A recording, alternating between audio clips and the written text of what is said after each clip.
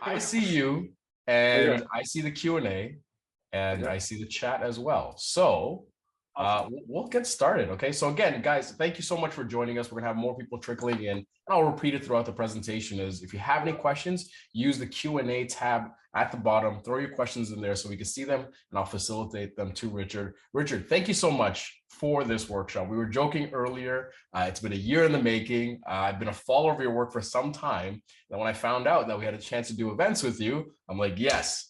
Can we do it yesterday? You know what I mean? We had to. You did one for us last year in Montreal, and we finally have you here under the Henry's banner. And I'm very excited for this. First, for the people that aren't aware of your work or what you do, let's give them a little bit of an introduction. What do you do? How do you keep yourself busy? And even what's sort of keeping you excited nowadays? Well, okay. Well, hi, I'm Richard Bernardin. I am a fashion celebrity and portrait photographer based out, you know, essentially out of Montreal. Um, I've been working for 25 years this year, which is quite the milestone for me. So it's I'm excited about that.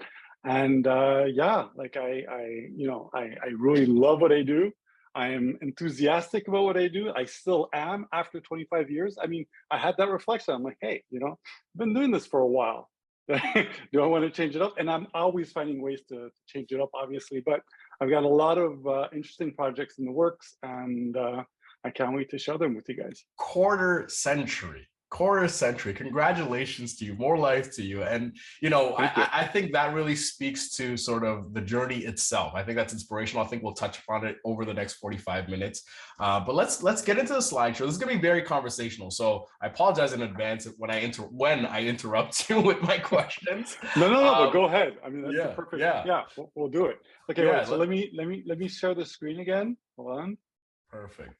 Patricia, listening from Ottawa, thank you so much for joining us. Again, if you haven't let us know already, let us know where you're listening from.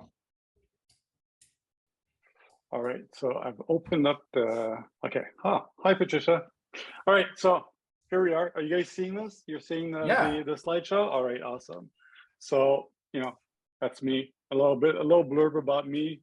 I'm essentially a Haitian Canadian photographer. Like I said before, based here.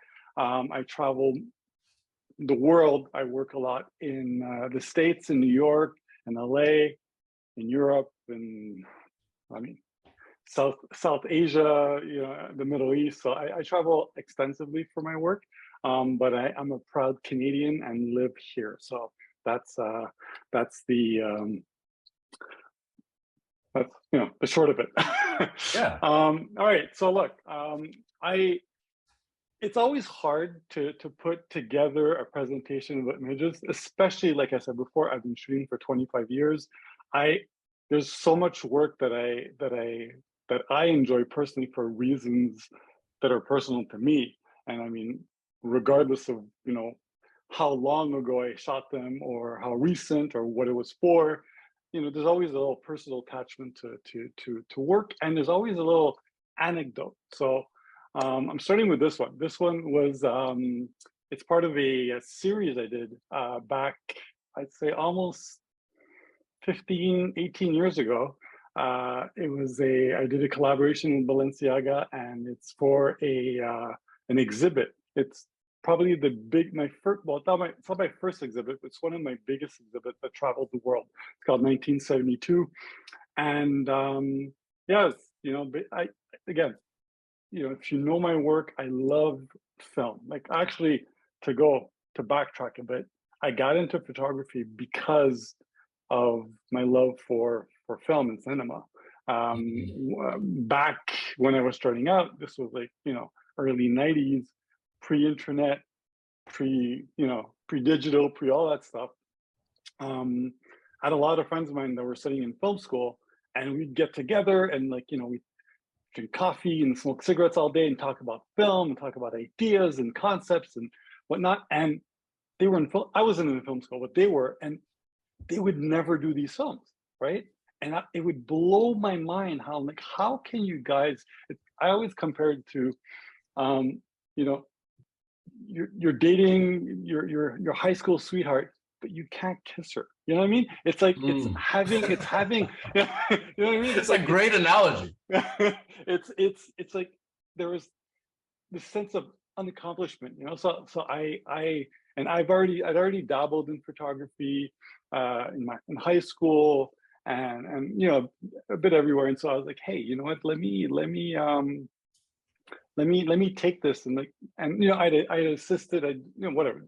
There's a whole parkour in there, but I decided to take my photography and to do essentially film stills. But again, you know, there's a Almost context to like it. you know, in a way, like a treatment for a movie or like a pitch for a trailer. Like I mean, again, Completely. the drama in this image and the contrast here, like anyone can look at it. I'm sure you'll get maybe different variation, but it has that sort of femme fatale. Something's about to happen. The sort of impending nature of the image. It's very Yeah. striking, right? So And I guess my question here, sorry, is like, you know, when you're doing this, are you looking at a movie and like, I want to do that? Or are you thinking of a movie in your head and then kind of building it from there? I mean, you know, my inspirations come from films. Like you know, an avid, like I consume movies like at a ridiculous amount. But I mean, I'm always creating stories in my mind. And this, what's great about like what you Mm, just said here about this picture is that I might have had an intention in what I wanted to portray with this image, but because it's a still image, because there's no motion or action or voices, you can then you know interpose your own interpretation onto that, right, making it right. more personal. And that when I discovered that, that blew my mind, and I just like I dove right into that. So yeah, So so what that's happens? What happens when you, you know, photographer to photographer? What happens when you build an image, and you have a sort of meaning derived from it, and then you start to see other people kind of interpolate it and speak out loud what they see, what they think, and say that is so different from what your initial inception was. How do you? What is your reaction to that? I'm always interested to but hear what but photographers but think about it. but it's always completely different, because I mean I you know that the beauty of working this way, and the beauty of just human nature is the fact that you're not the same that you were a month ago, Yeah, because you've had experiences, you went through all kinds of stuff, you saw some stuff, you heard some stuff, you felt some stuff. All that is are filters in how you perceive the world. And right, therefore I for sure I have a story behind this image, but the beauty of it is hearing how people identify their own self, or you know what they've gone through my images. And yeah, I feel that's what makes them quote unquote more timeless in that right. sense, is that there's you can identify personally and completely differently from everybody else to an image. And I feel that's like I love, like I said, I love film. I Yeah. you know, one of my very good friends is, you know, is Justin. You know, I want to dive into film and cinema. We got to meet. I met Justin abruptly at an event, and we're setting up an event with him. So it's great that I love that we're doing it back to back. So I love what you guys are both doing. So that's going to be great. Thank you. Before we go to the next image, if I can bug you about this, because Yeah. listen, No, you know, no, no. photographers, we love to talk about the boring, fun stuff, and I call the gear is the boring, fun stuff, right? Like you don't always want to be talking about the gear, but you know, sometimes it is fun to kind of geek out about it. So Yeah. looking at this, I imagine like there's some sort of hard light coming in front of the model. Maybe you use the daylight or you built your own light, and then you have a relatively longer lens and you're further away to kind of get that compression where it's not the shadows. Sorry, the reflection is not distorting. How did you construct it from a technical standpoint? Yeah, that's another great thing about me. And you can ask any of my assistants. I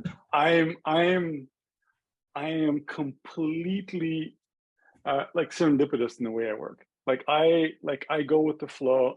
You know what? It's not. And I've had, again, going back to Justin, I've had conversations with him. Like he maps things out. He's very precise in the way like he builds. I'm like I go with the gut. Like I shoot from the hip, Amazing. and I'm like, but I mean, this was shot. This was actually not shot on digital. This was shot on film, I was using a Pentax 6.7. It's a medium format camera. My go-to lens back then was a 75 millimeter. So it's a little bit wider.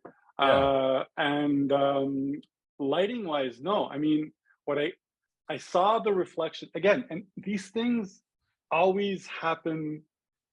Like you can't plan this out. We were like we shot this at Habitat 67 in Montreal, which has all these angular and it's a beautiful architectural monument here in Montreal, and it's all cement, and there's always like it rained, obviously you could see there, and I was walking with my muse, and I saw her walk by this from afar, and I'm like, oh, come back. And she was walking back, and then I just started I shot just like one or two, because I mean, again, it was film, there's only 10 frames per roll, so it's not like today where you're just like I shot a couple frames, and that was it. I was like, okay, I got that. And then you're just, it's a hope and a prayer after that, right? And then for the lighting, it was there's security lights. This is towards the end of the day, and the security lights were on, and I was shooting at a relatively, if I remember correctly, I put myself on a tripod for this, just because the lighting was starting to go down, and I was shooting. It was mainly available light, and so and I love the way that the security light was projecting that shadow behind her, and so I was like, okay, that's it. So, amazing. There. All right, so completely different type of image. Again, very cinematic. I was doing a shoot in Los Angeles. Again, and another thing, I love architecture. Actually, I had 3 passions in life. In this order was architecture, film, and then photography. That's a long story why I ended up in photography, but it always is, Richard. It always is. But architecture always is a character in my photography. I use it as much as for impact, for tension, so I mean, again, this image we shot it was in the Hollywood Hills. It's at the James Goldstein residence up there. Again, iconic John Lautner architect who built this house, and I was doing a swimsuit, and I'd seen my assistant walk by, and I saw this kind of contre-jour effect, and I'm like, oh my god! And I just got the model to come, and again, that's it. Again, it's drama and contrast, and that's one of the those are like 2 of the words I often sort of see in your photography is drama and contrast, and my question here would be like, is that the sort of style that you adopted and that you kind of leaned into, or is it something that kind of serendipitously happened? You just realized, like, wait a minute, like a lot of my images are kind of gravitating to this way. Like, how did that sort of, I guess you could say, how did you find your style, right? Well, okay, when I started, when I started photography, I spent 1.5 years in New York, just interning with a whole bunch of photographers, and I was very lucky to work with some great photographers back then. And when I came back, I was like, okay, I need to like I've assimilated all this information. I saw a lot of great shoots, and a lot of I had a lot of information in my head. I'm like, how do I interpret this, and how do I make it my own? And that whole film thing helped, because I wasn't interested in fashion. Fashion became a means to an end to create and to make a living with it. But my first goal was to tell stories. And again, how do you tell a story if there's in a single image, if they're like, you have to maximize the potential that's in front of you. So highlighting contrast, highlighting drama, highlighting lighting, tension, all these things help to tell a story without saying any words and without there being an action. And I discovered that really early on. And I obviously, I dug deep into that, and I just kept going, and I kept exploring and exploring. And then I got a couple breaks. I did, and then I understood that this was easily adaptable Right. to advertising photography and to fashion. So yeah, so that was Amazing. my trajectory. And people, if you have any questions, listen, drop it in the Q&A, but I will happily and selfishly take up the time and oxygen asking questions that come to my mind. You mentioned the internship, and I think this might be a great question that people might be wondering. I'll ask it a different way. Let's say, Richard, you get 25 years of youth back, but you've lost your portfolio, all your work, your credibility, all that kind of stuff. You're 25 years younger, and you're starting in the game now. How would you approach fashion photography? What would you look to do as your first steps if you want to, again, get into fashion photography? Intern, assist. I feel that it's underrated to do, because I mean, again, we live like 25 years ago. Like I said, there was no Instagram, there was no cell phones, there was no internet. So connecting with people was done face to face. Today it's, look, I mean, everybody's on Instagram, everybody's on the internet, so there's this need to accelerate, I feel, the process, to be seen and to create, which is great. There's nothing wrong with that. But I feel that the introspection and the learning process that I had at the beginning, that I took to position myself, to learn, to from great photographers, like a variety of different, everybody shoots differently, and just getting that information. And it's one thing to watch a video, and it's another thing to to read a book. But I mean, right, it's completely to be immersed and to be next to someone, and to just like to be a sponge, to get all that information is priceless. I mean, there's no price on that. And I always encourage people to do that, not to be, take your time. I mean, especially 25, 25 years ago, you're 18, 20 years old. You've got all, I mean, you don't have all the time in the world, but you have a lot, you're young, you're starting out. Slow it down, take your time, learn, go around, see how people work. And after that, take the time. Don't I've had a lot of interns, and I tell them the same thing. Don't jump into it. I understand it's great. I feel that it's actually better to separate the two. So if you're gonna assist, it's a great way to make money and to learn. Do that, and then on your own time, start creating, start building your vision, start exploring, start doing a whole bunch of stuff. Oh, this works, this doesn't work, and then once you've built that momentum and once you're ready, stop assisting, stop interning, take your time and see everything that you've done, talk to people, show your work, go see the people that you intern. Or I mean, and that's the beauty also of assisting and interning, is that you're not only interning with a photographer, I mean, in fashion anyway, you're not just with the photographer, you're on set with the best stylists, the best hair and makeup people, the best models, the best, unlimited, budgets and lighting. So you're making connections that are priceless. And then once you start building your stuff, then you could start showing people your work, and you're like, oh wow, cool. And also you a get great feedback. way to share is to showcase some value that you will have at that time, right? Maybe it is running and grabbing things. Maybe it's actually capturing BTS, where photographers, they want video now. They need someone to be a bit of a video nerd for them too, right? Yeah. I mean, so I think that it's photography school is great. I won't bash it. But that wasn't my path.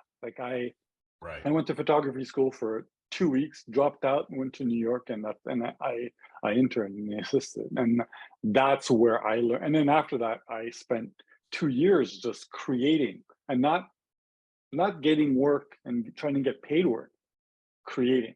I took the time, I got it. I had another job. My uncle had a organic fruits and vegetable distribution business, and I was driving trucks and like just delivering, Yeah.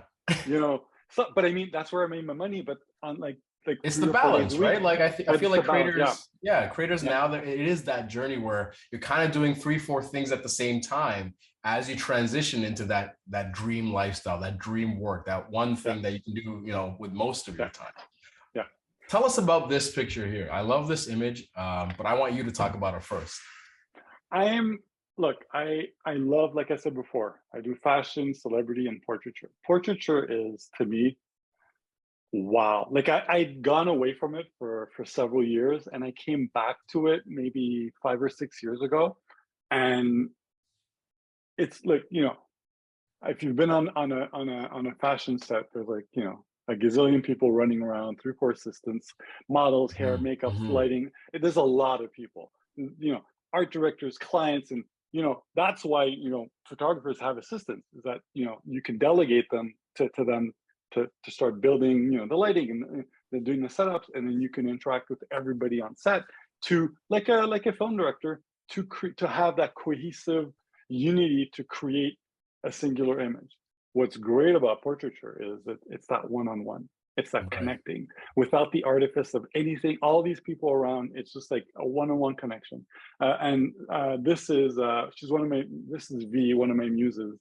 I've shot her like a gazillion times, but I I'd never taken the time just to sit down one-on-one in studio, have a conversation, talk, and just slow the whole process down and create beautiful singular images. And I I have a tendency, like when I started out, again, it was analog, so black and white photography was where you started first because it was Right. easier to process. Is easier the Forgiving. whole yeah, it was more forgiving. And so to go back, and I black and white photography is a huge part of what I do, and so a lot of my portrait work goes into that. So yeah, so I felt I wanted to marry my fashion aesthetic, my cinematic way of seeing things in a very low key kind of way with this kind of portraiture. So this is What is your directing process like when you're working with a client with a muse for a portrait series? How much are you talking? How much of it is more feel? Like what is that experience like? it's a dance, because I mean it's you're the, you can I well, when it comes to fashion, okay, I have a story. Like I said before, I create a story. I create a character. I Mhm. share that with my model, with my team, and I tell them like, hey, look, this is you're not gauging today. You're this whatever.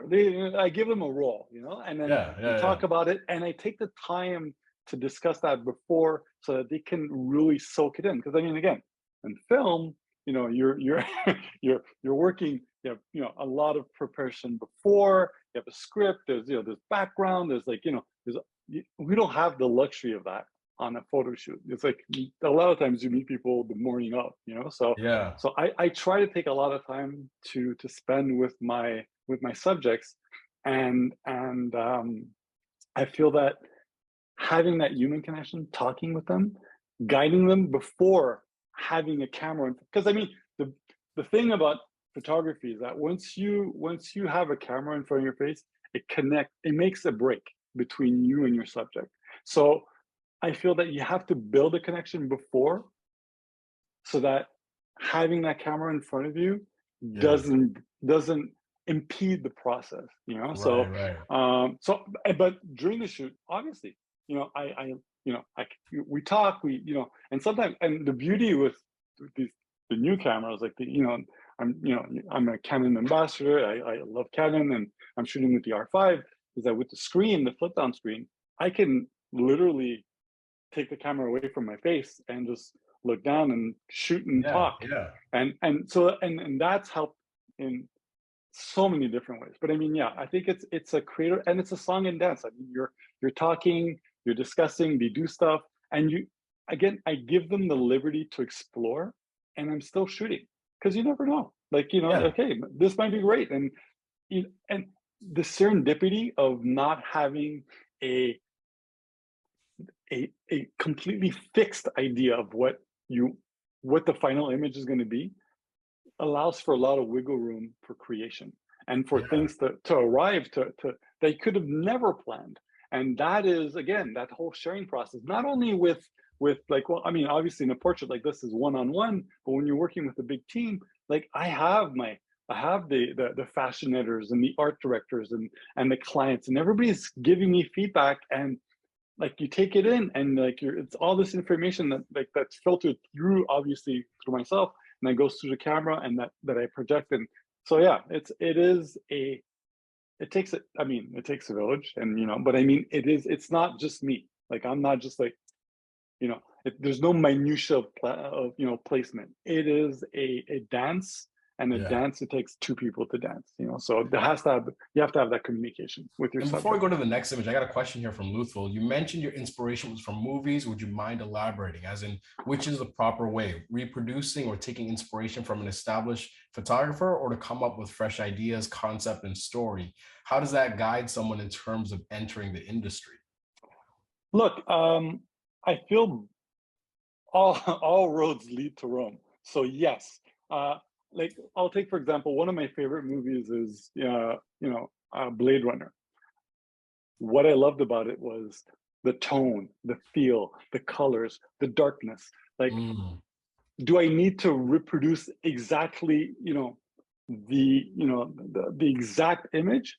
It's an exercise. It's a great, actually, it's a great exercise to hone your skills and to develop your process in the creation. And that's things I've done in the past. But today, my inspiration comes more from having that wealth of knowledge of lighting, of interaction, of storytelling, and then I'll use like flashes will come back to me and say, oh, you know, Jacqueline Bisset in this movie, and you know, she had this kind of attitude and the hair, and then I'll give that to my team and to my models, or to my subjects, and I'll share that information with them. But I mean, it is I feel that uh, you know, once you're starting out, if you have images, obviously, you know, if you have people, photographers, cinematographers, directors that inspire you, their vision inspires you,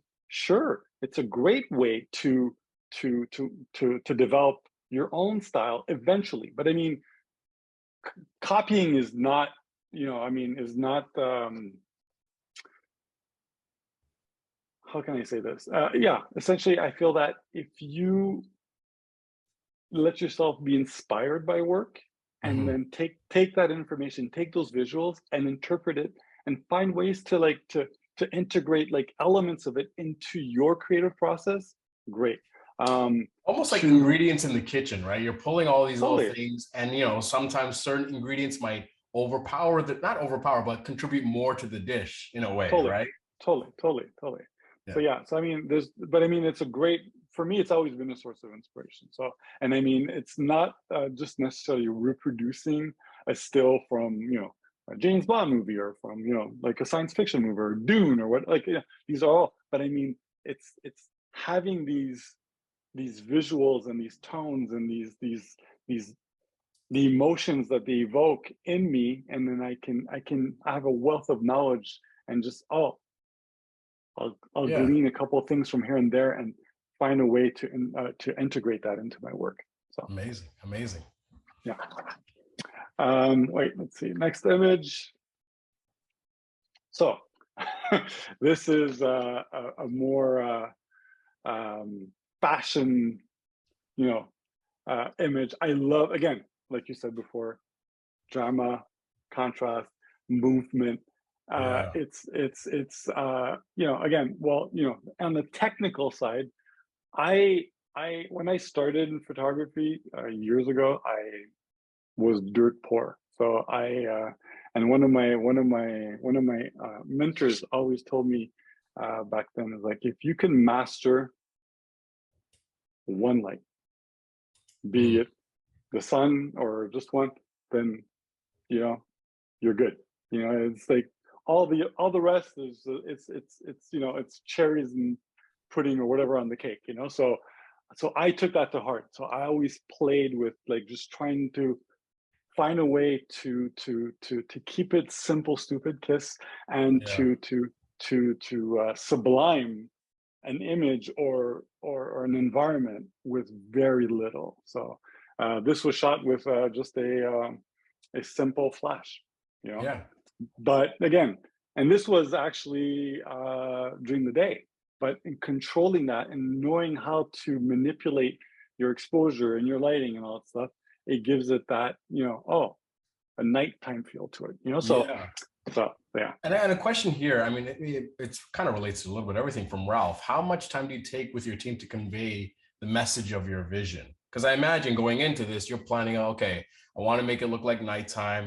We're going to find a way to expose for the background. Let's find the lighting recipe. But there's also some creative stuff involved in capturing this sort of image. So Totally. how much time do you spend with your team to convey that?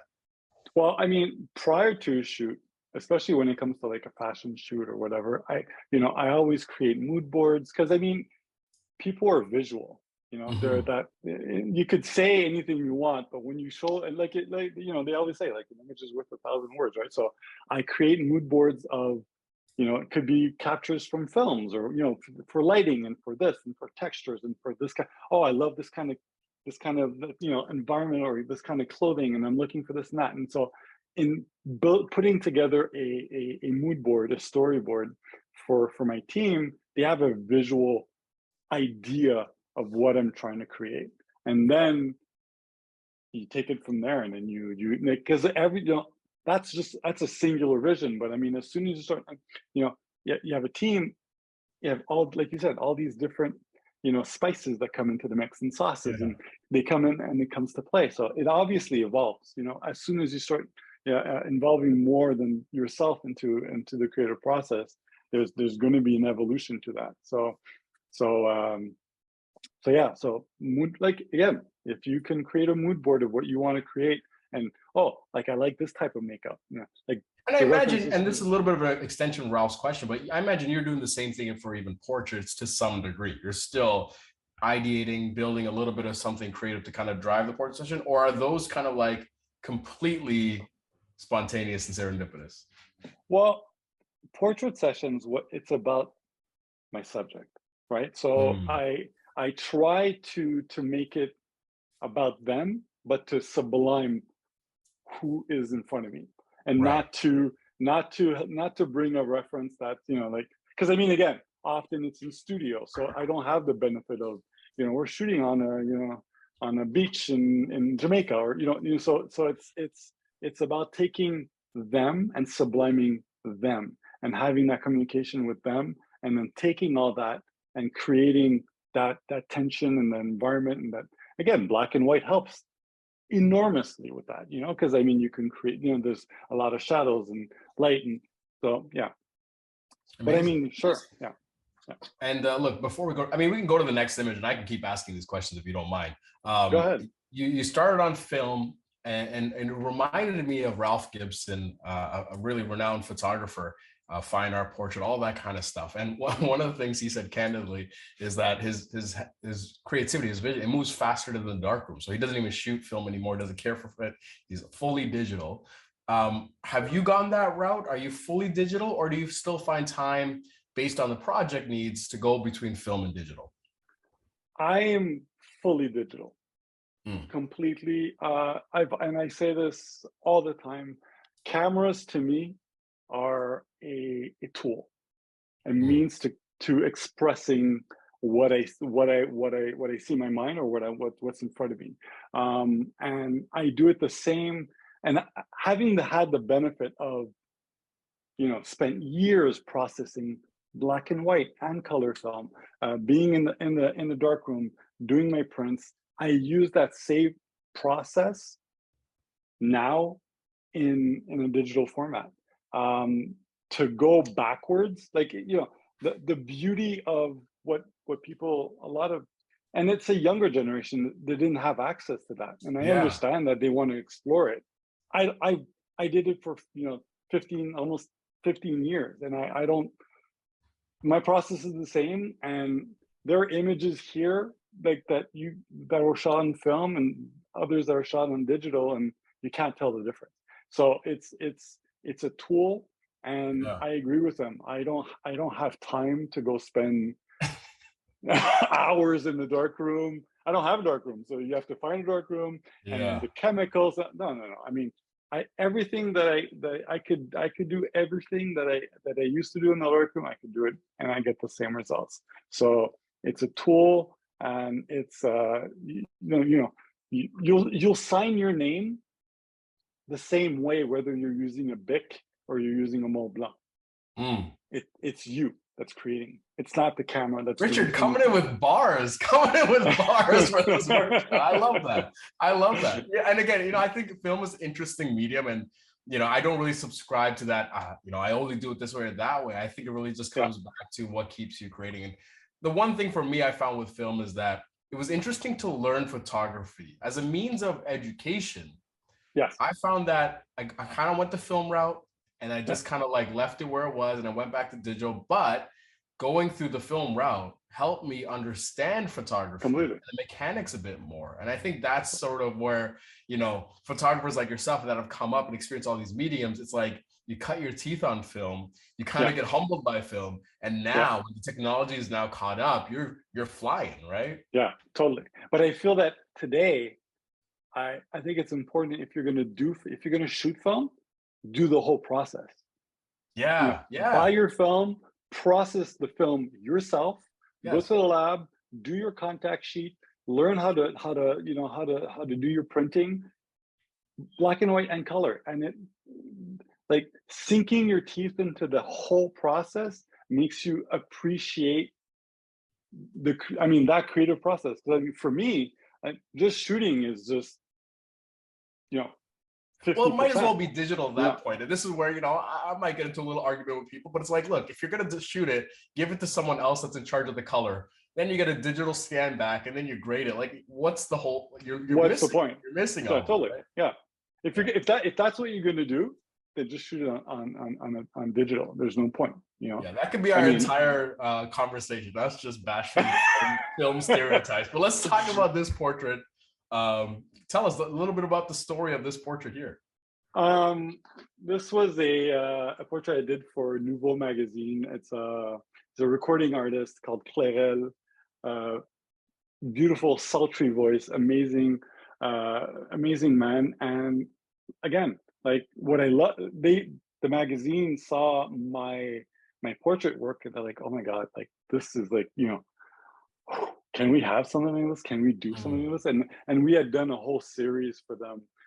We shot this during the whole Black Lives Matter. So we did a whole series on Black creatives here in Montreal that were, making a name for themselves and that were standing up for, for Black lives. And so, and again, I had a team, but the shooting process was, I dumbed it down to myself and my subject, and to get that very personal, in-depth,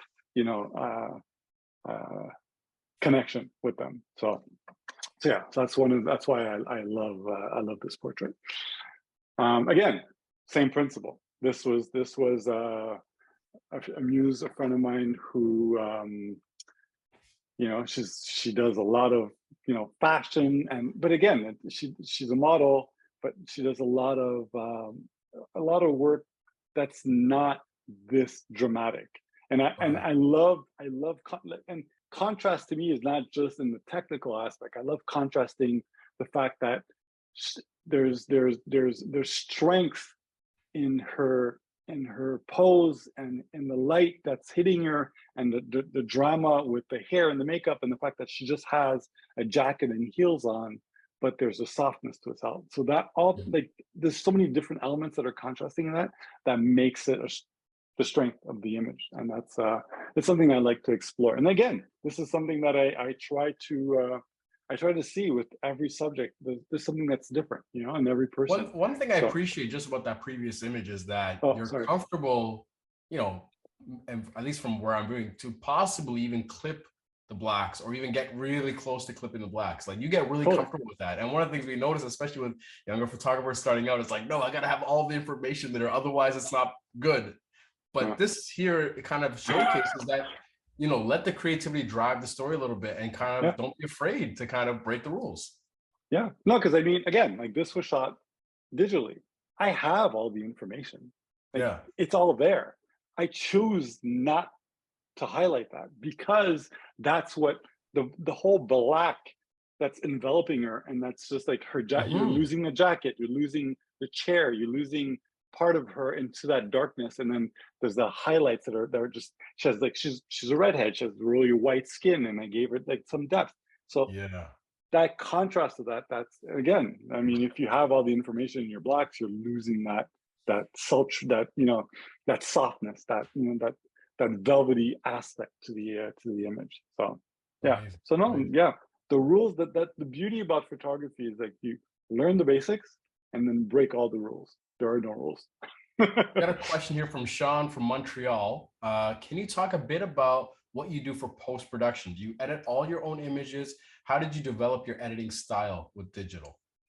Well, I developed my editing style, I said that before, by learning how to process my film and to do my own printing. It's the same process that I use in digital. I don't use Lightroom. I've never used Lightroom. I I don't do presets. Everything is done in Photoshop. Because the sheer volume of the work that I have, my process, the way I do it is I'll take my images, I'll process the raws for a high res TIFF, and then I will make a copy of that in a JPEG format, and then I will play with it. I will do like a whole bunch, like sometimes I'll end up with like, you know, whatever, 15 layers just to get like the nuance and to get all that stuff on. And then I take that and I put it into a WeTransfer and I send it to my retoucher, who then takes that and does all that on the high res image. Right. Sends it back to me. I validate it or change things. I'm like, no, yes, no, yes, great. There's a back and forth, and then that's it.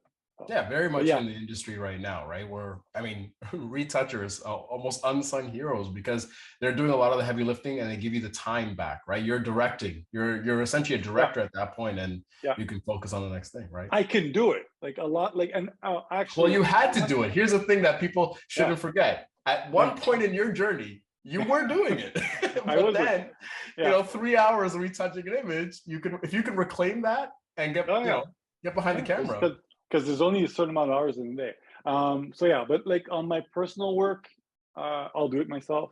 A lot of the portraits, sometimes I'll sit down and I'll do it myself. But when it comes to like, you know, a lot of my, you know, the editorials of my fashion clients, there's a huge amount of images, and you know, you're shooting back-to-back days. Then obviously I direct it, like you said, very in depth, it's like my retouchers are. They execute. They have no creative input. I do all that and I just tell them, this is what I want. This is the final, do it. And you know, a lot of, and again, some junior photographers might not be as aware of what it is. And some of them might have this stance of like, no, I got to edit everything. Well, there's some sacrifices to be made, and these people are invaluable. I have one question here. I mean, maybe it's a quick one. It's like, do you have a training class? I'm sure you get this question often. Is like, hey, do you offer a class or a workshop? Like, how can people learn? I do have a mentorship program that I had initially done during the pandemic, because, you know, hey, we're all home, and I'm like, hey, I was getting a lot of requests. I put it aside this last year just because I was working on a lot of personal projects, but I will be starting it up again this fall. And I do intend in creating some training classes for small groups. Again, so stay tuned, or send me an email and then I'll send you information. So, there you go. Amazing. Again, this is a portraiture that I did for Miss Lady Black, Conrad Black's wife. You know, again, one of my heroes in photography. I have two big heroes in photography. Um, email. Okay, hold on. Let me just. Can I You want me to reply get to it you? from? Yeah, it's Yeah, I'll Richard take at. it. Yeah, so there you go. Two of my heroes are Helmut Newton and Richard Avedon, and I Mhm. found a way to Heavyweights. yes to bring essences of each into my work. So this obviously is leaning a bit more towards the Helmut Newton side, but yeah. So again, and there's no again, it's having the confidence and the freedom to use a direct flash to to get those really contrasty images and to play with angles and again it's having that conversation with with your subject and getting them at different moments that at the time you're like, oh, is this going to work? But yes, it's like sometimes it's those moments in between that you want to capture. And so you have to be willing to. I shoot more today Yeah. than like it's insane, but I keep everything because you never know. Like I'm working on a book and I had an image that I wanted to put in, and I'm like, oh yeah, I love this image, but I mean, like I was saying before, I'm not the person I am.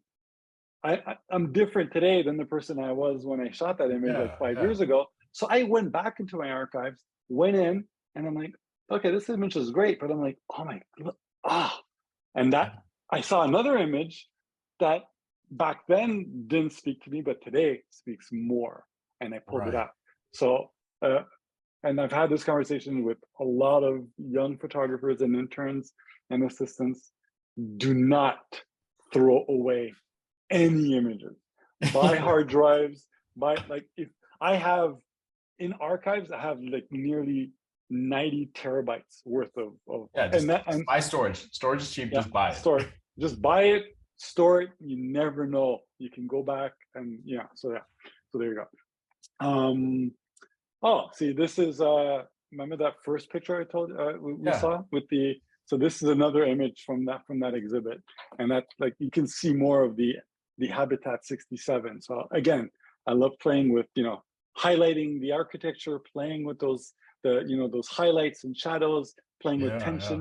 And then she was walking down those stairs, and I screamed up at her, and she looked back, and I clicked, and again, you're getting that moment, but I mean, it's creating a story within a single image, and if you can do that, I feel that Yeah. those are the images that, like, and I'm not bashing e-commerce Yeah. at all. It's a huge part of the industry.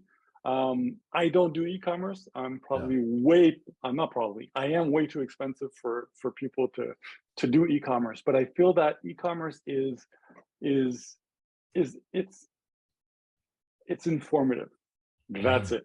You're just like you're selling a mattress. You're selling a car. You're selling it's generic. You're not like you'll go on a website for whatever brand, and you look at like they're not meant to be memorable images. They're meant to be an image that helps you see and Yeah. information, and then to help you make a purchase. These images create a mood, and they want to stir emotion and Yeah. create a connection And to even that. story, right? They start building Yeah, like it kind of like seeds into your head a little bit, like you start building a totally. story for yourself. Look, I'm Totally. gonna remind people. Look, technically, I only have an hour with Richard, so we only have about technically 10 minutes left. Maybe I'll stretch a few minutes if he is so gracious. But Oh this is yeah. your last reminder. Throw your questions in the Q&A now. If I don't see questions there, I'm gonna soak it up. I'll ask questions, but please, if you have any questions, now's your chance. Let's talk about this picture. I started a project earlier this year. I took some time away from it again because I've been dealing with a whole bunch of stuff, creating and putting things, and it's like a chessboard. You're placing your pieces. But I started a project based on the whole principle of how I shoot my portraits is creating connection, because like I shoot celebrities, I shoot models, I shoot like and all these amazing people, but it's so fast paced that, you know, you don't get it. You don't, Mhm. you're trying to create a connection for the image, but you're missing that personal connection. Because, you know, Right. It's it's, almost like oh, a strategic connection as opposed to like an intention. totally, totally. So, and I wanted to dumb it down, bring it back and say, hey, actually, I want to have a conversation with people, Mm. and I want to do a shoot that's very one-on-one, kind of like, you know, like that portrait that you liked before, and this one here, and have a conversation, talk about real things, like what inspires them, what inspires me, talk about life, talk about, you know, everything in between, purpose, and obviously fashion photography. But I mean, like it, and so yeah, so this is part of this. It's called Relevant. It's a Relevant journal, and it's a passion project that I've been working on, and I've already pulled out like three journals, but I have 9 or 10 already shot, and another Mhm. 12 that are going to be shot later this year. So it's that it's that way of, and it's not on, like, it's, the conversations are not video, they're Yeah. written. It's the written form. You got to sit down and read it, you know. And I love slowing down. Like, I want to slow it down. Yeah. And if you don't read it, oh well, you know. But I mean, for me, I think it's important that take the time, read, look at the images, and you can see, you're like, oh wow, like there's a connection between these two people. They made a connection because they took the time to, like you and me, like we're talking now. It's, but very few people have the time, take the time to build to build this kind of connection. So that's why I started that process, you know. So um advertising. So yeah, so I this is a perfume campaign that I shot several years ago for a brand in Asia called Shanghai Tang. They were a great client of mine for 5 or 6 years, and you know, building connections with your clients is an important part of that. Like, building Mhm. a connection with your subject is one thing, but in fashion photography, building connections with your whole team, your stuff, like, you know. So, you know, we're human, right? So we have a Mhm. tendency of being creatures of habit. So, you know, you build connections with certain clients, with certain, you know, makeup and hair and styling, and that way you don't have to restart the process every time you're shooting. You're Mhm. building upon that. And so, like this client, for example, I shot uh, 3 campaigns per year for 6 years. So, like, you know, like Right. they were like family to me, you know. So, you Yeah. know, so Yeah. like, so it you're always building, and there's a trust, and you're building on top of that. And so, and there's a, yeah, and that's gold. That is, for me, is if you can attain that, it's with your client or with your team, that you can trust implicitly, and then that you, like, you don't, there's like, it's unspoken, there's like a Yeah. telepathic, you know, communication that goes on there. So So in terms of your client work now, I imagine that a good amount might be inbound, but do you do outbound toward clients? And like, what's your process of sort of attracting a client now? And maybe even advice for people starting off, like how can they attract new clients? now more than ever, I'm still outbound. I'm still contacting clients because Mm, there's always room to move forward. There's always new goals to set, and there's, you know. right. So and since I work on an international level, I'm never in, just like, I'm based here, but I don't necessarily work a lot here. Yeah. So built, like, you know, it's, you know, there's so many people shooting today. There's, like, you know, there's, and but I mean, there's a huge volume of creators out there, but the world's become is shrunk because of the internet, because of, you know, social media. So um, you know, go out there, make connections, contact, write to people. And if they don't write back, if they don't call you back, that's okay. How Yeah. many emails do you get a day that you throw out without actually even opening up? It's the same thing. It's, everybody's bombarded on Yeah. from, like, you know, DMs and LinkedIn and Facebook and Instagram and emails and phone calls. So if you want to work with someone, or if you want to reach out to someone, be polite, do it the right way. You know, write an email, Yeah. and if they don't write back, write back in a month or in a couple of weeks, said, hey, did you know? And again, staying polite. And then eventually, force through repetition, they'll recognize your name, and then oh wow, okay, and then Yeah. and who knows? Who knows? You might have just written an email or made a call right when they need to have a new. Right when the They're looking marketing for budget freshens up. yeah, or they're looking for someone new, and they're like, oh my god. Yeah. So yeah, Yeah. so it's a continual process. You can never sit back on your laurels and just say, hey, it's coming in. No, Yeah. I I don't. got a I don't question think. here. Oh, sorry. No, Yeah, go. Let's finish the no, thought. Go good. ahead. No, that's good. Yeah, no, I I'm mean, done. I don't know. I don't think it's a when. I think it's a if. Will Richard shoot a short movie? Not if, when. When will you shoot a short movie? When I've because of my passion and my love of film and all that stuff, I've written, I'd say, one short film that's 99% complete in its written format, and maybe Mhm. two other ones that are like in the process. So and again, I'm with the help of a lot of people in the industry. My cousin is a screenwriter, and he just saw this short film in LA. Justin is a really good friend, and he's a great director. And so, like, I'm slowly getting myself like a little entourage of people Yeah.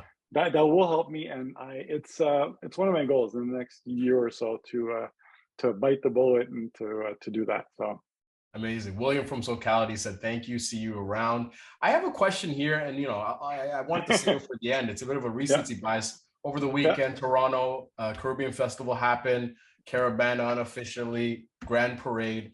And I grew up downtown Toronto. So Caravana was, even though I'm not part of the Caribbean culture, it still felt like something that right. enveloped you during that season. And there was a lot of Hmm. similarities that we can drive from our culture. And this year, coming back, I was going to shoot to produce video, and it was a different kind of approach where normally it's party and drinks and libations and that kind of thing, right? Right, right. But what inspired me most, and I feel like is now informing me a little bit in the future projects throughout the year, is how the pent up celebration for one's own culture, the pride for one's own culture, the sort of exuberance that people display for their culture, and it's a beautiful thing to see people celebrate their culture and to do it Completely. so vividly.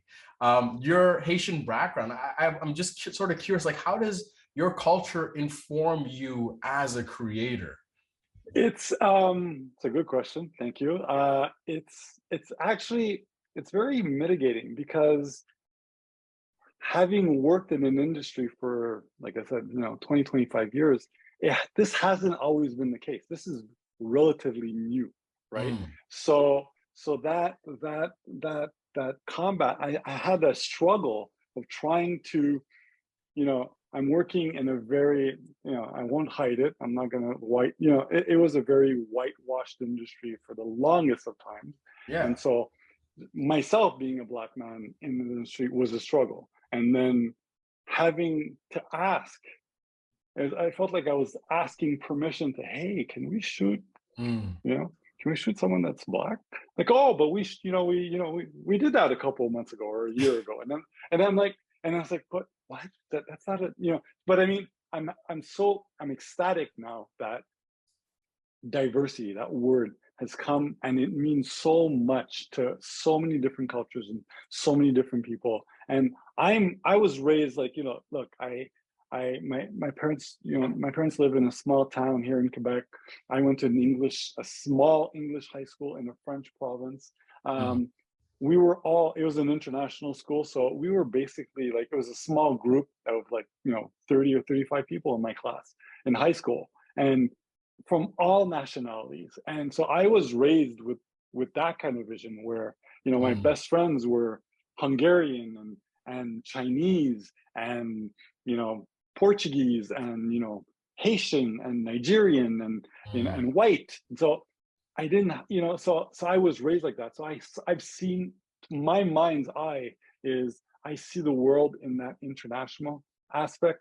Right. And when I look for subjects, I'm not looking for a specific race. I'm looking for the best person that will embody what we're trying to do. And and it's never a question race. When I do my castings, I never say, hey, I just Yeah. want white or I just want black. Send me everybody that fits this bill, Mm. and then from there I will choose. If it's a black woman, or it's a black man, or if it's a Chinese woman, or if it's an Asian, or whatever. It Mhm. To me, it's so yeah. So I've always embraced that whole the multicultural aspect of Canadian living, and it's something that I try to promote in my work Amazing. more Amazing. now. So yeah. So look, I want to sort of give you the floor. You have this again royalty picture here now, right, in front of us here. But just look, you have 50 images in the slideshow. Very Yeah. ambitious. I don't even I think we got through a third of it. So we're just gonna have No, to we do a didn't. sequel to this workshop because again, there's so much we could talk about. Wait, do you want me to just like read No, through no, them? no, And no. no, Listen, but I we're mean, not going to disrespect the craft like that. We're not going to go but TikTok around and just skim through everything. No, no, no, no, I no. don't want to. But I mean, what I was going to say is that I can, because I mean, I have something to say about all these images, and I know that putting 50 images in a slideshow for an hour is overkill, but I could maybe go through them, and if there's something Yeah, that if you you're don't like, mind. oh, I you don't want know, to impose, but if you don't mind, not at please. all, not at all. Well, I mean, look, I mean, we can talk about this one to start off. It's Megan. I did a shoot with her several years back, and she was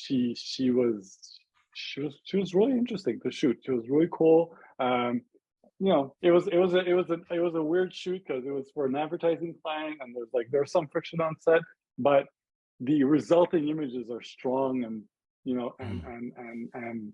and that again, it's trying to build that connection, and you can see that through the way, like, she's like, her stare is intense, Yeah, and her comfort level is great also. So yeah, so it's just one of those portraits that I really love.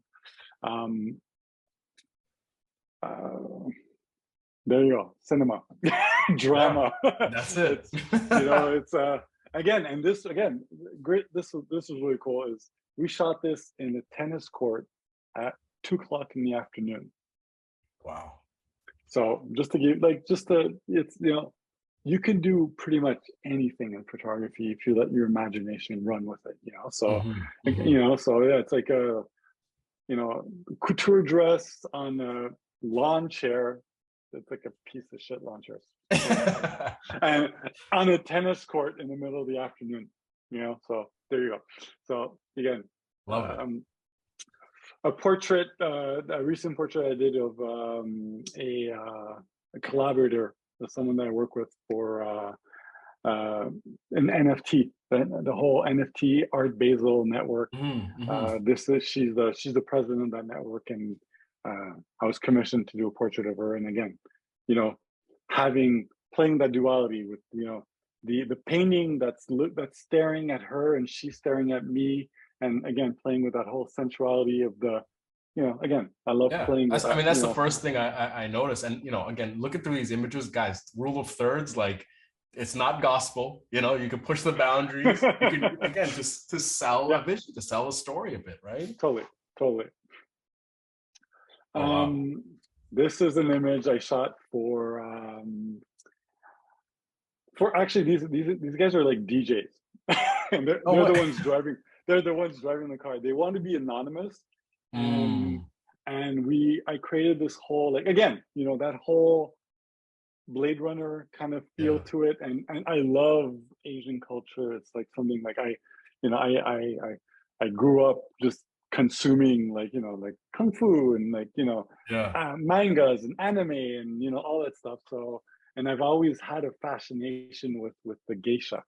yeah, So I was like, how could it be really cool getting two guys in a vintage car driving and getting that? So yeah, so that very and like this was French what. Connection kind of vibe, like the sort of There you film. You go. see it, right? Yeah, Yeah. yeah, totally. So again, um, this was a campaign that I shot for a lingerie brand in England. Again, we wanted to create drama, and it wasn't about selling the lingerie per se. It was about Mm, selling a mood, about mm, creating ambiguity, well, not ambiguity, but I mean something like a mysteriousness to our subject, and strength. And like, both the creator of this brand and myself are huge fans of Helmut Newton, and so we wanted to have a woman that was very strong and intense, and so Right. but again, playing with that, that duality of, oh, she's in lingerie, so there's a sensuality to it because of the skin. So again, yeah, it's a contrast. There's always something that comes back to that. Celebrity image that I shot of Haley, Mr. Justin's wife. We shot this in New York. Again, this is, I mean, this is all about, her. This is all about the styling. The stylist, the editor on this is a dear friend of mine from Toronto, Zaina Ismail. And I mean, the richness of this, of the garment, and the total blasé look that Haley's is giving off in this. Again, contrast. It's like, duality, and playing with that, and again, black and white, and the richness of it, and the grain. Again, this is like, this could have been shot on film. It wasn't. It was shot on a digital camera. Again, another shot, something that, for a book that I'm working on, and a project that I had working on with Wolford. It's a brand for stockings, and so I playing with that, and with the how to make something that's always hidden, stockings underneath. It's always underneath, and to make that the primary of the stylistic environment, and to keep it. Yeah, again, who is she? Why is she there? There's a story. There's like, what's going on? The light, the play of light. And so yeah. I love this picture. Like this, we shot. This was shot. Actually, it was Midtown. I was going to say near Harlem, but no. This picture, we did shoot up there, but this was shot. I was trying to place it in my mind. Yeah, Midtown New York, but like in the middle, like of this is. It's actually Madison Avenue, and like cars were zooming by, and this was like there's a light. And then there's a ton of traffic, and the caddies are talking to her, and everybody's honking. And, that's what I was gonna say. Is like, how does he get a minute of peace, right? Like, no, you don't. It's New York, but like, she, without the heels, she's like 6'1", and she's wearing 3-inch heels, and she has like a 6-inch afro. Yeah, she was a. And my reference for this shoot actually was Coming to America with Eddie Murphy. Yeah. I wanted to have that, she's like, African royalty that's discovering, almost like a chic version. Yeah, a chic female version of that. So again, sometimes the references are just very. They can come from anywhere. They can come from anywhere. This is another celebrity portrait that I shot of Sarah Waistclass. In Toronto, actually, at the I believe was the Four Seasons Hotel. So again, playing again on that theme with the stockings, and playing with the very directional light, and the richness of tones of the sofa, and the blacks that are just like you're losing, they're crunching, and the simplicity of her pose, and the mysteriousness of the lighting on her is just like, it's one of my favorite pictures. So amazing. I can go on, if you want. Look, if you can give me, I'm here. Like, if you can give us time, I'll gladly take it. Awesome. There's still, most of our audience is still here. They're still tuned in. There hasn't been a crazy drop off for lunch. Guys, thank you for sticking around, and please send questions. If you have questions, I'll talk about my photography till the cows come home, but if you have questions, I'd love to answer them. I think one of the joys here is also seeing you go through them explaining your inspiration, like that's also like for photographers are going to appreciate is like they start to see it a little bit differently as well. Right. And I'm already like, my mind is already mood boarding, by the way. Like I'm now already thinking of ideas, and it's great. It's great. Yeah. Miguel here, right? Miguel. Yeah. So again, a portrait that I shot of Miguel for a magazine, and like I've always like I love those old portraits of Irving Penn and Man Ray, where it's like almost like they're very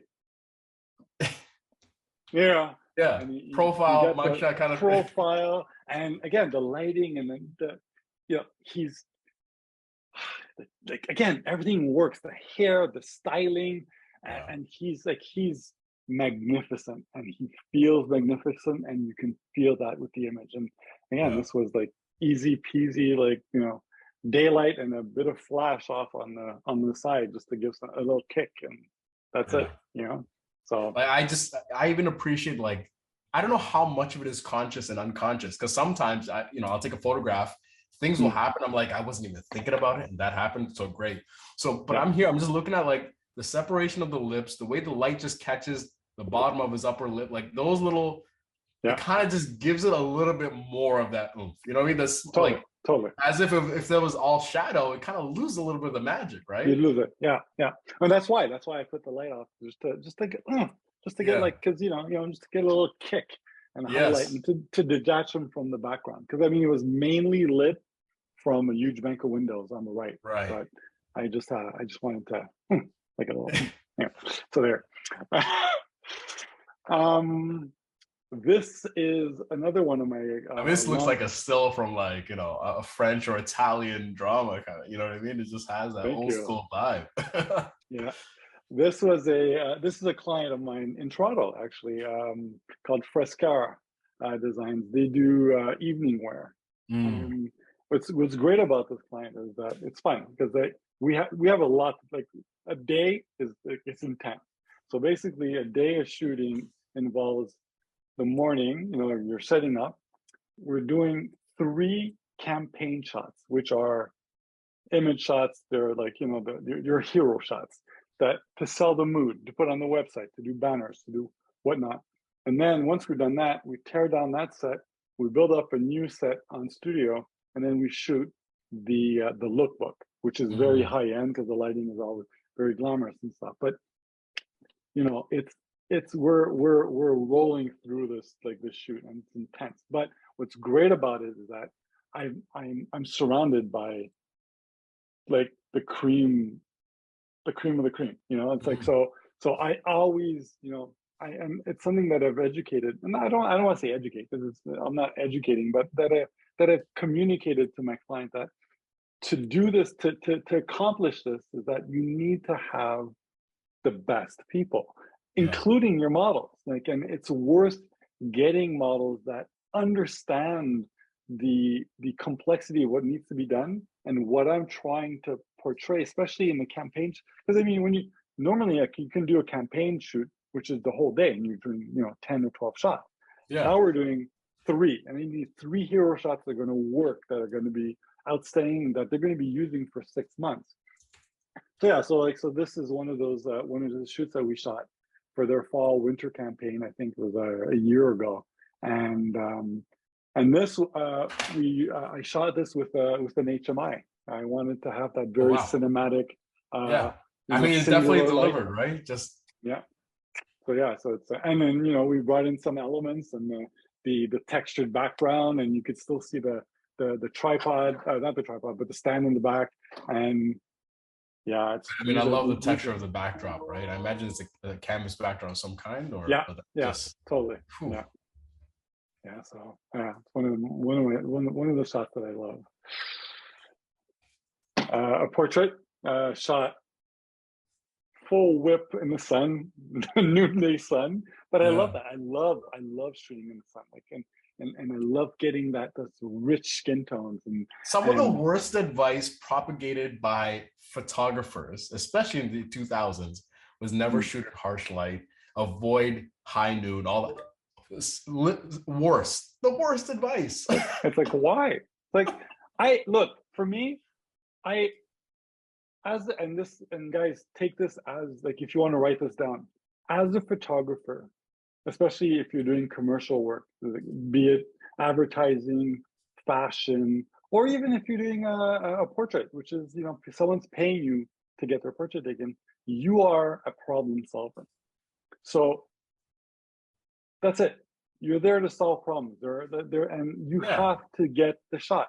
So for me, if it's raining, that's not a problem. I'll figure it out. We'll get the shot. You have to pivot. You have to move. You have to find a way. But that, you can't just sit back and say, "Oh, you know what? It's noon. The sun. It's too." No, figure it out. Like, you know, find a way to make that the prime of your shot, to make it the embellishment of your shot, you know. So this we're shooting, have the most powerful light source at your disposal. What a terrible thing to waste. Yeah, completely.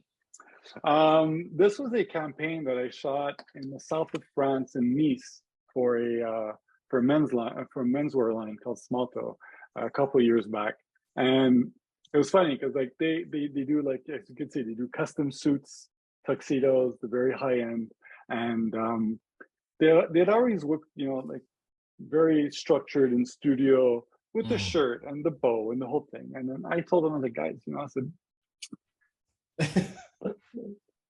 you want to try something new? Yeah. Okay, yeah. I'm like, let's go to south of France. Almost, because there's all these private gardens that it's literally, you're in the jungle, you know. And I said, I want to see, like, imagine, and I remember for this shot, so I told him that. So imagine James Bond is just left, and he was on, it's early morning. He had an interesting night with the damsel or whatever, and he just put on his jacket and he runs out, and because, you know, someone's chasing him or whatever. And that was and then that's what we did. And I shot that, and what I wanted to do also is to give it that timeless effect. So I put a neutral glass filter on my lens, and I put Vaseline on the side. On the side, just to get that, you know, out of focus effect to it and stuff. And look, even part of his face is out of focus. I love that that's the answer, because my mind, and it's probably because where I am now, because again, maybe 5 years ago when I was broke and getting started, it would have been the same Vaseline answer. But now, like, did he use a vintage lens? Like, did he go and adapt it? And, like, you know, that's where my mind was going. But I love the humility of that answer. It's easy peasy. Yeah, you have to find solutions to make it work. This was a shoot that I did for a Parisian magazine. Yes, it was a Parisian magazine. We were shooting, it was a story on Valentino. Actually, it was for his anniversary or something like that. And so it was all, we had access to his archive. So this is all archival Valentino. And again, I wanted to highlight that because it's a feathered dress, you know, and it's haute couture, right? You know, so this is all, like, everything is, you know, made by hand. And so, like, you know, we had this exquisite model with this, you know, feather hat, and so I had my assistants just blowing wind, and, you know, I wanted her to feel larger than life. So I was crouched down shooting upwards, so she was bigger than life. And again, mono light, you know, a beauty dish with a diffuser off to the side. That's it. Pulled her up front, closer, so that the background went gray, and that's it. Easy peasy, you know. But one of my still one of my favorite shots. This was an image that I shot for. My God, that's one thing though. Sometimes who I shoot these things for. It's a Spanish magazine, I believe. Anyway, regardless, we shot These are great problems to have, Richard, when you're creating so frequently. Don't apologize. It's an enviable position, I would say. Thank you. Again, I love black and white. The rich, like, she's a Peruvian model that I've shot several times, and Oh, actually, no, it was for Peruvian Vogue, I believe.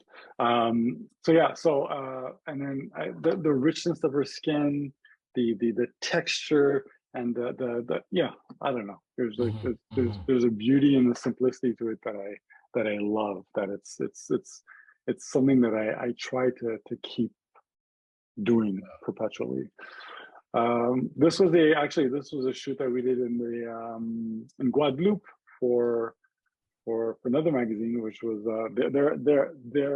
they wanted me to interpret a modern pinup in the Caribbean. Mm. Those were the key words. Yeah, and sometimes that's where the inspiration comes from. So I'm like, okay, modern. So like I had all these. I made this mood board with like classic pinup poses and whatnot, and I tried to find a way to create dramatic. Again, we were shooting this in the harsh sunlight, but I love the shadows that it's creating on her. And Yeah, well, here I'm breaking it down. It's sunlight. yeah. That's it. We're shooting. It was probably noon, but Close to again, noon. I'm just looking at the direction of yeah, the shadow yeah, here and the yeah. strength of it. Yeah. But there's nothing wrong with that. Like I don't need to see all the information in her face. It wasn't a beauty shot. It was a shot about the bathing suit and to create an atmosphere Yeah. that invokes Caribbean, that invokes the pinup, and then invokes the strength of the heat and the beauty. So Never like mind. Got William, it. it's no William, no, there's no bad questions at all. There's Yeah, no bad yeah. questions. So again, this was a shoot for French magazine in Paris. Again, and I have photographers that I've always loved. Francesco Scavulo is one of those photographers from the 70s and 80s that was very glamorous in studio. And it's like the women were larger than life and big Mm. hair and big makeup. And that was a tribute to him, So this is having that, in your face and the wind and the strength of her pose and, that the kind of the styling and yeah, so it's that was the reference for those shoots. And again, I love in studio, I love doing this kind of lighting. Yeah. One light, the background goes to gray, and it's about myself and the subject, So um there's a funny story to this story. So we're shooting we're shooting this was in the Dominican Republic, and whoops, sorry. And there's this kid, this Dominican kid. That kid, like we're Yeah. the whole team running around. This Dominican kid that keeps running up to me. Do you want to shoot with Bob Marley? Do you want to shoot with Bob Marley? And I'm like, why is he screaming? And then my assistants kept like, yeah. And I'm like, oh, wait a sec. I was like, I told him, come here. I was like, what do you mean? Do I want to shoot with Bob Marley? Because I'm like, we all know Bob Marley doesn't live one in the Dominican Republic, and two, he's passed away. So I was like, Yeah. what do you mean? And then there's my iguana. His name is Bob Marley. And I'm like, oh my God, yes, yes. Yeah. So, I Yeah. gave him like Add 20 them to the bucks. call sheet. Let's get this done. And again, the sun is setting. This was like 4 or 5 o'clock in the afternoon. And again, I love playing with the contrast. So I had her facing the sun and turned to the side, and then just had the iguana on her. And so I mean, he's for the looking iguana to straight. just keep facing forward, that's like, oh man. Yeah. So You yeah. must have So been this. smiling ear to ear. I'm smiling ear to ear looking at this picture. You must be like smiling ear to ear when this thing is captured. Why so serious? Yeah. Yeah. Yeah. Yeah, this is another Love shot. this one. Yeah. Love this one. We were location scouting, and I saw this tree that was like literally almost in the ocean. That's like just like completely whitewashed, and I'm Mm. like, oh my, I got to come back and do a shot. So I did a spec shoot for a perfume campaign, and I wanted again. She has dark, rich skin, contrasts with with the ocean and the sand that's white, and the texture of the white the trunk. Yeah. I mean, it was easy. There's like Yeah. it took 10 minutes and I had the shot. So, but yeah, but one of those timeless shots that I love. I'm looking. There's a shot I'm looking. I could talk about all these shots, but there's a shot that I'm looking for that I want to talk to you about. Yeah, go ahead. Well, this is an interesting shot. This is actually one of my first NFTs that I've done that I did Oh, last nice. year. Yeah, and it's called Madame Butterfly. So what I loved about it is that we had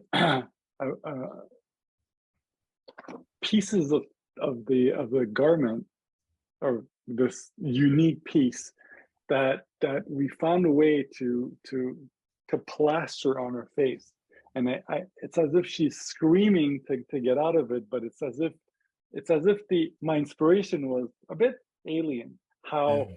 you know, or even like, you could like Alien or Venom, how the garment is overtaking her, so it's on her Mm. and it's on her face and it's spreading, and she's like being enveloped by this fabulous I'm piece glad you of said Venom material. because I was gonna say symbiote, but and I'm like, well, I don't know if Richard knows what I'm Yeah. talking about, so I'm just not gonna say that out loud. So Oh, I'm glad. I'm I'm glad I'm you a said geek. it. Yeah, I there grew you up go. reading comic books, so yeah, Yeah, yeah. yeah. That was the inspiration But even the behind this motion, thing. even around the garment, all that kind of stuff, it looks like it has life to it, right? Like Yeah, nothing's just totally. falling down, right? So Yeah, no, yeah. easy. Well, and actually, and this is just an image of it, but the actual NFT, I Is have an moving. artist. I had a friend of mine, a collaborator, who's a digital artist, and we mapped out pieces of the garment, and Mm, it's snaking along like a worm, and it's like yeah, the amazing. feathers are moving. It was a cool piece. So, um, well, this, Yeah. Oh yes. Oh yeah. We got special news about this picture coming soon. yeah. So yeah. So Sometimes, Richard, I mean, look, there's times, and it depends on what kind of photographer you are, but there are portraits you see that like strike you and trigger you, like they just like an arrow right yeah. into your core. And I remember seeing this portrait, I'm like, what a striking, beautiful image. Like, Thank you. what that's why, again, I've told you many times, I'm a big fan of your work. I draw so much inspiration from your work. And these are one of the images where I'm like, cool, I'm just going to add this to my perpetual mood board. You know what I mean? Like your Oh, sort of thank you. life mood board of like, this is the Yeah. direction I want to be going in, right? Thank you so much. Yeah. There's nothing to say. It's one of my favorite portraits. But wait, there you go. Yeah. Ah. I was looking for this shot. You ever like I watch said The before, Office? You watch The Office? you know what? My son is a huge fan of The Office, and he's been telling me for the past 2 years, Dad, watch The Office. And You I gotta saw the watch. first, I saw the first episode, and I loved it, but I never got the time to sit down because it's kind of like, how do you eat an elephant one bite at a time? But Yeah. there's like what, 9 or 10 Okay, I mean, listen, you seasons? got to make time, but I'm gonna say Okay, there's memes people take away from that, and one of the things I'll okay. often take is Kelly Kapoor on the show. She's like, "I got two questions for you. First question, how dare you?" And I'm looking at this, I'm like, Richard, how dare you? This is like a billboard. This is a monumental shot. How dare you? How did this come to life? Well, look, I mean, I cannot take credit for this image because this is a tribute to Richard Avedon. He Mm, shot an image of Natasha Kinski as an actress when she was pregnant. She was, and he wanted to do a picture of her with a python. So again, playing with that contrast in studio, no artifice of in the jungle and light. It's a very simple one light structure in studio. It's about her and Adam and Eve. The woman. Temptation with the snake is a whole inspiration. She's pregnant, and and I think on I that shot, it's like there was almost like this little menacing effect of it, where the snake was like above, like on the shoulder of some kind or well, something, right? yeah, because the snake was actually next to her, and okay, Richard, you have to understand, Richard. This is like he shot this back in the early to mid '80s, if 80s, I yeah, yeah, remember correct, and Richard Avedon shot 8x10 plate film, yeah, right? yeah. So it's like and he had a vision of the snake kissing her with the tongue, right? Mm. And so he's like, no, he meant, and then taking it out, loading it in, put it back, and Yeah. this takes time. I don't know if if you ever shot 8x10, it's not a fast process. I mean, Oh. you have to have multiple. You don't get systems into 8x10 for how quick and easy and it is. No. You get into it because I mean, like Richard Avedon could do it because I mean, he was Richard Avedon, but it's a very expensive process. It's a slow process, and you have to have a great team and you have to master it. Like, and and I remember him, talking about that and saying, oh, and I'm like, and it always like that I think you could find that on YouTube. There's a documentary on Richard Avedon that talks about this thought, and it, like, when I saw that picture, it perplexed me like to no end. And I've always wanted to, and to go back to what you were saying before, 45 minutes ago, I have no problem creating tributes to people I admire. And so is that, and I'm not trying to reproduce the image per se. I'm using the image and I'm rendering a tribute to it, to the person who created it. And so that was this. And I do it all the time. I do it for him. I do it to, Richard Avedon, to Helmut Newton, to Francesco Scavulo. I've done it for like a ton of photographers who I respect and who inspire me. So, and that's what I want to do with the shot. So what's funny about this shot is that I was shooting this. She's one of my oldest muses, Marlon. She lives in Amsterdam, and I've shot her countless times. Actually, that shot that I showed you in the lingerie where she's sitting. That was her. That was the first time I shot her, and I've again, I'm the same way. Like I love working with the same people, and when I find muses, I like to work with them again and again. So we booked her on a shoot for a client here. It was like a 3 or 4 day shoot, and she flew in. And when she came in, I told her, I said, hey, I have this idea. I want to do a tribute to Richard Avedon. She goes, oh my God, yes. And it's like, well, like at the last day of the shooting, we're going to be finished like at 2 or 3 o'clock in the afternoon. So, so we can hold on to the studio for an hour or two and just do this. And she's like, yes. So what is it?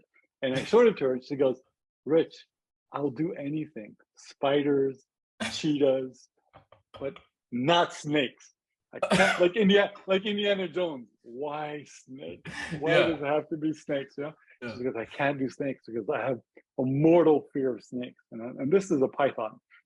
And then I'm like, And I said, look, I respect that.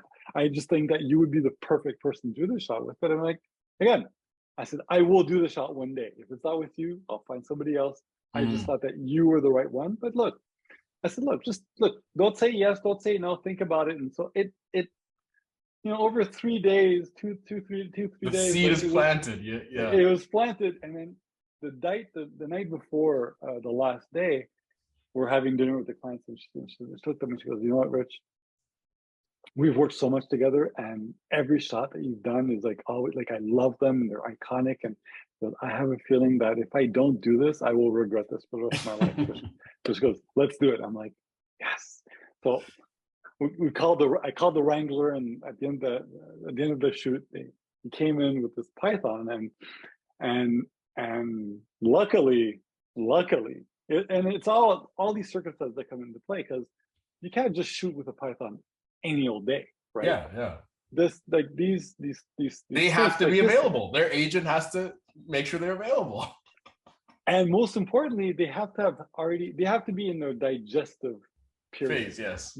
In their phase, because if they're hungry, not a good idea. So and this is a baby python. This python was maybe a year old, and was like maybe 3 meters long, weighed 60, 50, almost 80 pounds. It was like it was a heavy, and it's a big, and they had fed it 4 or 5 days before. So they're like, look, she's in, like, when they're digesting, they're like, they smoke the joint. They're chill, they're really cool. And so they brought him on set, and she looked at him, she's like, oh my God, I can't believe it. And what's great was that it was literally like, we would put the snake we would start it here, the head, and it would just snake. And then I got the wrangler to bring it around, Yeah, and it yeah. would just snake, and it's heavy on her, and like the first few shots, It's she was almost like a like, weighted blanket, I imagine, right? It's kind of like totally, pulling you totally, down, and you have to pose totally, through it. totally. But the thing, and it's not this picture because I love this picture, but I have the picture. I got the shot of the python on her shoulder here, kissing her, and it was literally, I kid you not, maybe the 20th frame that I shot. Wow. We're 10 minutes into the shoot, and I'm like, you know what? Avedon was shooting plate films, and it Yeah. took him 12 hours to get the shot. And I'm Mm. like, and it did something to me because I was like, oh my god, we It have almost like to. it can't be this easy. It shouldn't be What this easy. it shouldn't be. One, it shouldn't be this, but that's why people have to be grateful. Because, Yeah. and then that's why I say, you don't need to go back to analog, because the grace of having this technology permits you to do things that would have taken you so much time, so Yeah. much energy, and cost so much money. And then so this is my tribute to Dick Avedon and his Amazing. hash. I And think then I think we have to end it there. I think that's probably the beautiful place to end perfect, it. perfect. I'll Um, let me go back. And there you go. and look, I'm already looking at my calendar of like when we can do this again. Thank you so much for your time. My time is your time. Anytime you want to do this, let me know. We'll book it, and We gotta I'm plan all there. something. Either I come down to you, or when you're in Toronto, or something on location for the next class, next workshop. We gotta do something in person. I would love that. I would love that. So let's remind people, and thank you so much for the people that stayed in. A bunch of you still stayed throughout the hour and a half here. Where can people find your work? Where can they follow your journey? And give us, what are you working on next? Give us a little bit of a teaser. There you go. This is my There it is. website, Instagram, and there's the link at the bottom is like a whole bunch of links. There's at least 4 R's between the first name, last name. Please, I screwed it up even on our social post the other day, and it wasn't even the last name; it was the first. Screen grab it. No, but hey, look, there's a lot of R's. There's like, no worries. No, it's all good. But just screen grab it and you can check out my work. But I mean, like I said, I'm working on eventually maybe next year doing my film. This year it was my 25th anniversary as a photographer. I also turned 50, so I'm planning to. Thank you. So I'm planning to do my first book. Fantastic. So I'm working on that, and I want to release it during my 50th year, which is this year. So before next summer. So look, pleasantries are aside at this point. So I'm expecting a signed copy in the mail. I'll send you the check or the money order, but fresh off the press, I expect a signed copy from yourself. you will be the first to know. Maybe we could do something at Henry's and like a launch or something. Yes, let's do a launch party. How about that? Yeah, totally. That'd be great. That'd be really cool. So those are my two big things. The book. I mean, you can go on the website. We're refreshing it. We took the summer to revamp it. I do a lot of my work is available for fine art also. Right. I have a gallery in London and in Dubai that represents my work. So we're updating all the whole website so that people can to reflect that, and they could also I do portrait sessions that people, if you want to be shot by me, you can book on the website. So stay tuned, But I mean, again, my email. I didn't put my email button there, but it's richard@richardbernardin.com. If you have any questions, you want to do a session, you want to work, you want to talk, you want to do mentoring, amazing. Feel free to call me. Richard, thank you so much. I mean, even more than the artwork itself, I truly appreciate your graciousness, your humility, and how considerate and generous you are with your time and your craft. So thank you so much for that. And look, I hopefully I'm seeing you soon at Fan Expo, but I'll be following the journey. So Fan Expo, I'm going to be there. So we'll see you. Yeah. We'll see you there, right? Take care. Have a good one.